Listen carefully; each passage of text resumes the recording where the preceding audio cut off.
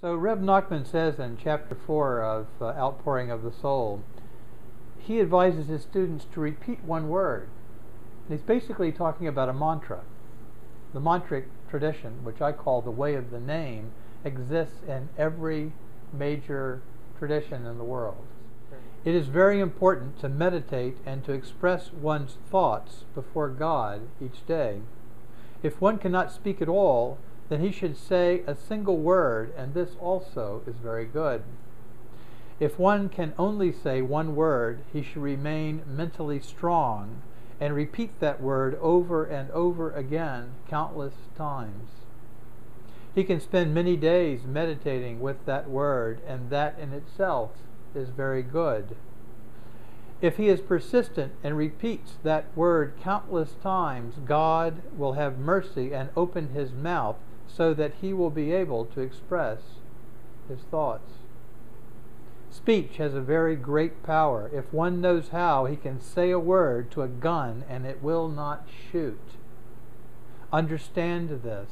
Rebbe Nachman's version of mantric practice differs in one significant way from what we see in most other traditions of one-word prayer. Monological prayer, it's sometimes called.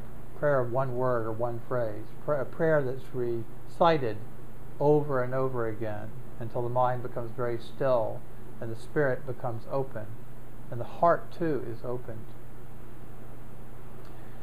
Rebbe Nachman says that the purpose of this one-word prayer is to open the mouth so that we can speak freely before God. Now, in fact, this is the goal also of all mantric practice, although the language used to express that goal is slightly different. If you study in a Hindu tradition or a Buddhist tradition, you'll be told that the purpose of the mantra is to still and clarify the mind and to give birth to the Bodhi mind, the mind of a bodhisattva, or the enlightened mind, or the heart of compassion, or some other phrase that's evoked to express that opening. But still, we're talking about an opening. In Rebbe Nachman's tradition, speech is very, very powerful. And in fact, in our tradition as modern human beings, speech has become all important.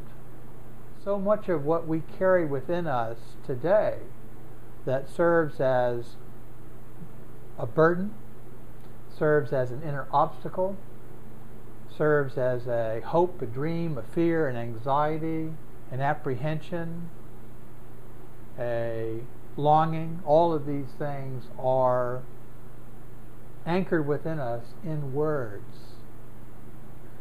Those words are released, they flow out and leave us with a pleasantly peaceful, empty feeling inside. But most of the time we're jam-packed with words. We have words up to here, above the level of our lips, like all the way here. It's like coming out the top of our heads. We are stacked with words. How much do we need to live? One sheet of paper, basically. Everything you need to know about life can basically be written on a single sheet of paper. But we have so much more, so many more words, so many more ideas.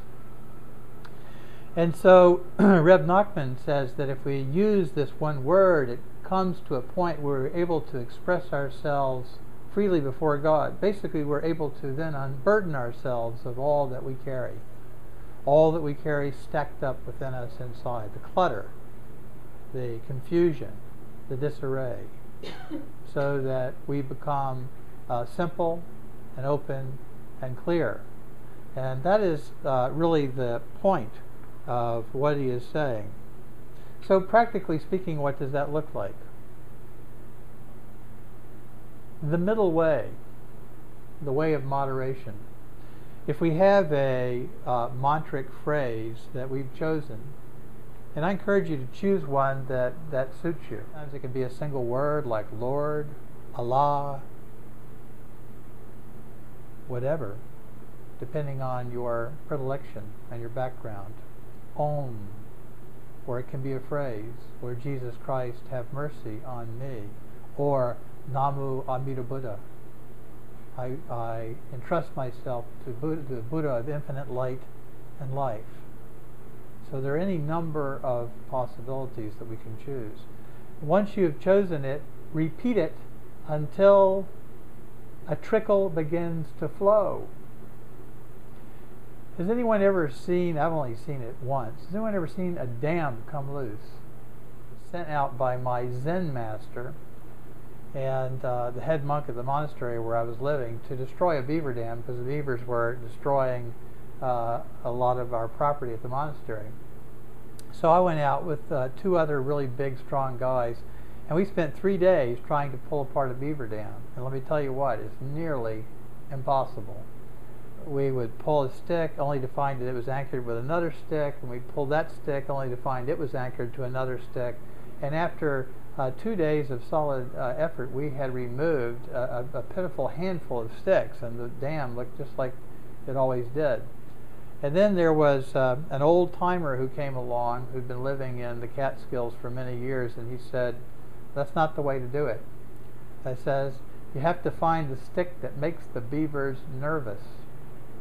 Because there's a stick that they know. The beavers know what stick it is. And that's the stick that makes them nervous. And if you touch it, they'll start to with their tails to try to scare you off. And sure enough, he started nosing around the dam, and the beavers were a ways off there. And he got to a particular part of the dam and started to hear this sound.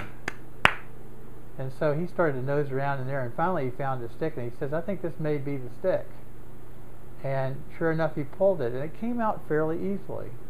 And then there was nothing happening at all, apparently. He couldn't see anything anyway. And he said, "There's no point in sticking around here. It'll be gone in a couple of hours." And, we were all city slickers. We hadn't grown up in the Catskills in a rural area. We didn't particularly believe him. We were just people off studying Zen in some exotic locale in the mountains. So we decided, no, we'll hang around and see if you're right. We didn't really believe it. Sure enough, after about maybe 20 minutes, started to hear some movement in the dam. And then, not long after that, a little stream of water started to just sort of arc out right above the level of the water. And then, after about 15 minutes, that was a steady stream of water, and after that, sticks started jettisoning themselves through the pressure of the water out of the dam, and 2 hours later, every stick in the dam was completely gone. This is how this word works. You have to feel around in your spirit until you find the place that creates this sound, and you'll know it, because it will make your heart begin to tremble a bit. And because it's where you are dammed up.